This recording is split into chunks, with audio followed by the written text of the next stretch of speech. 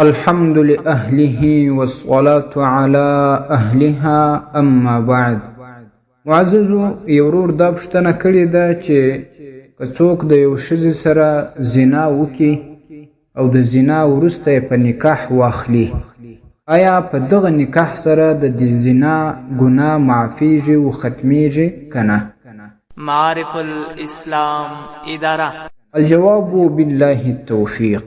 معززو دا ټولو ته معلومه خبره ده چې زنا یو حرام عمل او کبیره ګناه ده، او د کمې ښځې سره چې زنا سوي وي بیا چې د دغه زنا وروسته څوک په نکاح واخلي، واده ورسره وکړي، نو خالي په دې واده کولو سره د دې زنا دا کبیره ګناه نه ختمیږي.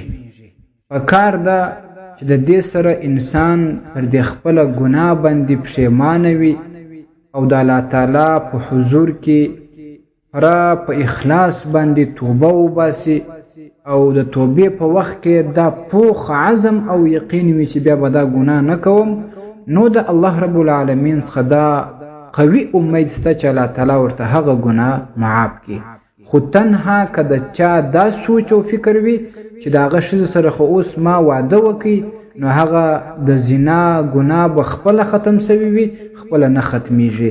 په اخلاص باندې توبه، پر ګناه باندې پښیماني او د الله تعالی څخه استغفار غوښتل، په دې باندې الله تعالی دغه ګناه بیا ورمعافوي. او نبی صلی الله علیه وسلم دا فرمایلی: التائب من الذنب کمن لا ذنب له. کم څوک چې د زړه په اخلاص باندې توبه وباسي، دا ګناه یې الله تعالی داسې ورمعافوي لکه بیخي چې د ګناه نه وي کړی. نو توبه ایستل پکار دي. سنن ابن ماجه کې دا روایت راځي په کتاب الزهد کې په باب التوبه کې 2 جلد 1419 صفحه. والسلام علیکم ورحمة الله وبرکاته. ستاسو د اسلامي پوښتنو جوابونکی مفتي حکیم الله صابر الحنفي صاحب.